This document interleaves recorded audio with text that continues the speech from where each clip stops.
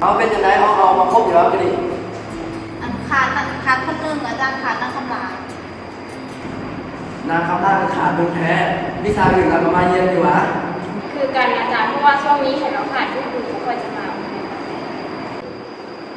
เอาเป็นคนเรียนเอาเนาะเอาข้อนี้อัตราการไล่ผ่านเอาผมเนาะEQ แล้วเท่ากับ UDA เนาะแล้วเท่ากับ U ส่ง DR เอาเสร็จ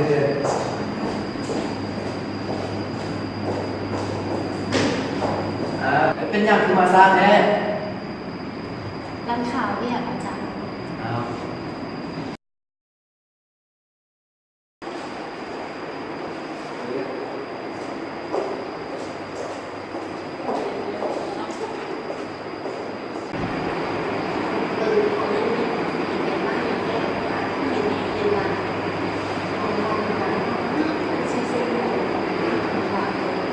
เจ้าแม่คนฝากผมกินกัน มาแม่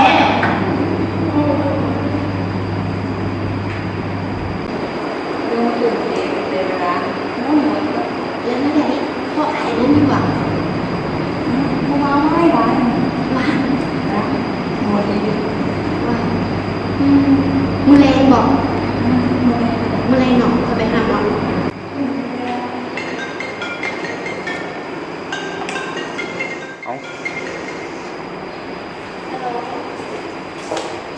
ถ้าระหว่างโดยเขากำลังออกไป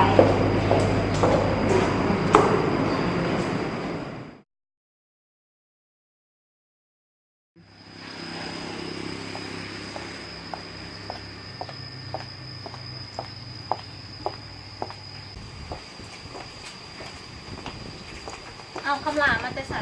ไปเบี้ยงมือช่วงนี้คือโบเห็นมาโรงเรียน แต่ยังมาคาเวียก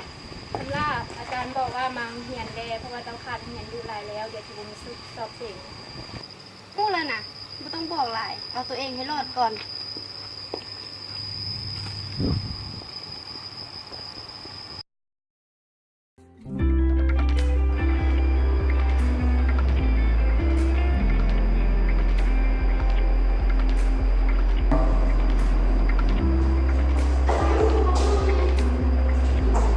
ทำนะเจ้าผมมีซิกเซ็กอะไรว่าจะขาดโรงเรียนได้แล้วมันเกินกำหนดแล้ว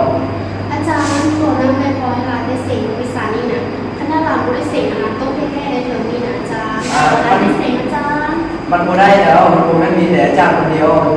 อาจารย์หลายคนตกลงกันแล้วว่าผมมีซิกเซ็กแล้ว